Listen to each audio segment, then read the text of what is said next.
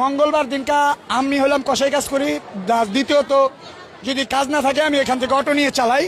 তো যে আসামিটা ছিল, আসামিটা আনছে মনির মিয়া, আর এখানে জায়গাও দিছে মনির মিয়া, আর এই বাসার কেয়ারটেকারও মনির মিয়া।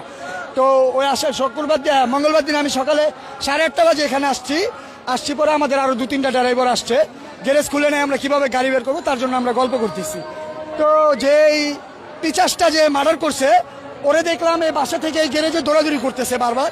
কেন দৌড়াদৌড়ি করতেছে? ওর গ্যারেজ ও দৌড়াইতেই পারে, স্বাভাবিক। তারপর আমরা আসলাম, যেহেতু ওর সাথে কথাবার্তা বলি আমরা। আয়সা বললাম কি হিসে ভাই দৌড়াদৌড়ি?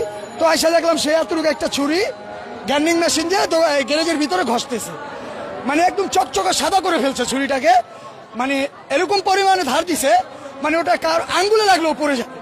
তো যাই হয়েছে 9টা 7 মিনিটের ভিতরে সে কি করলো, গ্যারেজ থেকে এভাবে লুকায় কি জানি বাড়ির উপরে চলে গেল। তো চলে গেল, 9টা 10 বেজে গেল। 2-3 মিনিটের ভিতরে এই কাহিনীটা। 9টা 10 আমরা এখানে বসে রয়েছি, আমাদের মহাজন আসে না, গাড়ি কিভাবে নিব।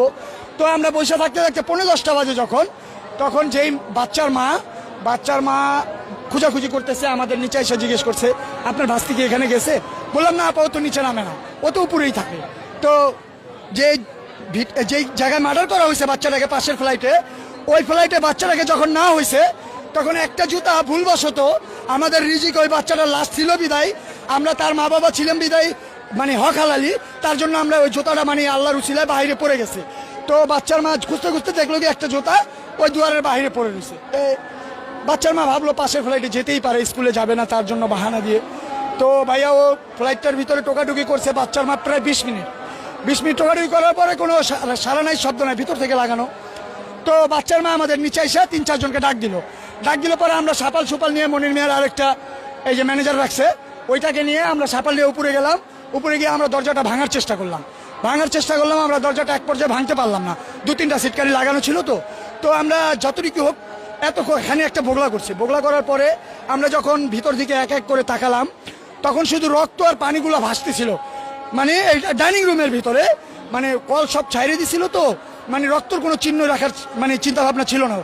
তো লাস্টে আমরা যখন ঢুকলাম দরজাটা খোলার পরে, তারও 7-8 মিনিট পরে খুলছে, আমরা ওখান থেকে গ্যান্ডিংয়ের হাউস পেয়েছি রুমের ভিতর থেকে। গ্যান্ডিংয়ের হাউসটা এই কারণেই পেয়েছি, রুমের ভিতর অন্য কোনো কাজ হয় নাই, হয়েছে শুধু গ্রিলটা কেটে আসামিটা পলায় যাবে, তারপরে আসামির স্ত্রী গেটটা খুলবে, এই হিসেব তাদের পরিকল্পনা। আর তাদের দ্বিতীয় পরিকল্পনা ছিল গ্যারেজ থেকে তারা ব্যাটারির বাক্স নিয়ে গেছে 4টা ব্যাটারির বাক্সতে। আমাদের বাচ্চা তো ছোট, আমাদের 8 বছরের 7 বছরের রাইসা কত বড় হতে পারে, ছোট একটা বাচ্চা, তারে যদি 3 পিস করে ওই 3টা বাক্সর ভিতরে ভরে নিতে পারবে। সে কি করছে, আমাদের বাচ্চার মাথাটা এই সমানে কেটে পানির ভিতরে